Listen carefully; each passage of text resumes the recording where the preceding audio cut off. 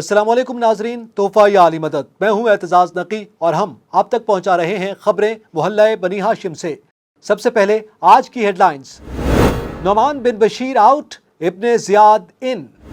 حالات سازگار ہیں، کوفہ آ جائیں۔ سفیر حسین نے امام حسین علیہ السلام کو مراسلہ بھیج دیا ہے۔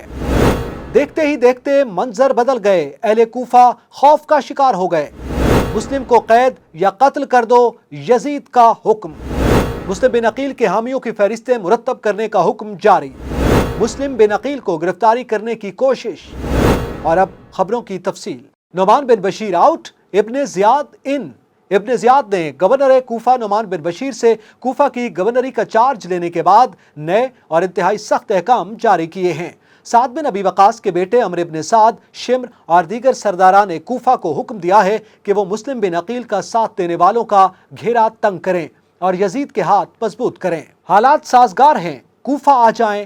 سفیر حسین نے امام حسین علیہ السلام کو مراسلہ بھیج دیا ہے۔ مسلم بن عقیل نے اہل کوفہ کی بیعت، حمایت اور امام حسین علیہ السلام کے لیے والہانہ محبت دیکھ کر امام حسین علیہ السلام کو ایک خط میں آگاہ کیا کہ حالات انتہائی سازگار ہیں، آپ کوفہ تشریف لے آئیں۔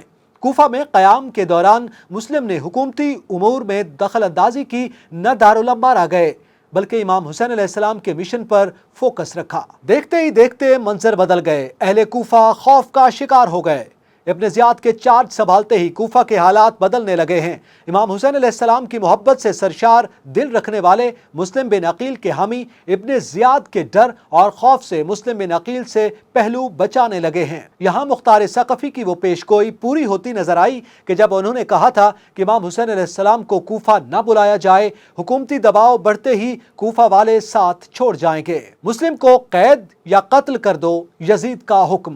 اہل کوفہ کی امام حسین علیہ السلام سے وفاداری میں مسلم بن عقیل کی بیعت کی اطلاعات جب یزید کو ملی، اس نے فوری طور پر ابن زیاد کو ایک خط میں لکھا ہے کہ جس میں حکم دیا مسلم کو قید کر دو یا قتل کر دو، اور مسلم بن عقیل کے حامیوں کی فہرستیں مرتب کرنے کا حکم جاری۔ ابن زیاد اپنے باپ زیاد کی طرح بڑا ہی ظالم، سفاک اور فاسق و فاجر شخص ہے۔ اس نے فوری طور پر اہل کوفہ کے لوگوں کی فہرستیں مرتب کروائیں جو مسلم بن عقیل کے ہاتھ پر امام حسین علیہ السلام کی بیعت کر چکے تھے۔ ان لوگوں کے گھروں پر نشان لگوا دیے تاکہ ان کی گرفتاری میں آسانی پیدا ہو سکے۔ مسلم بن عقیل کو گرفتار کرنے کی کوشش۔ ابن زیاد کے کارندوں نے یہ سراغ لگا لیا ہے کہ مسلم بن عقیل ہانی بن عروہ کے گھر میں مقیم ہیں، لیکن وہاں انہیں تلاش نہ کیا جا سکا۔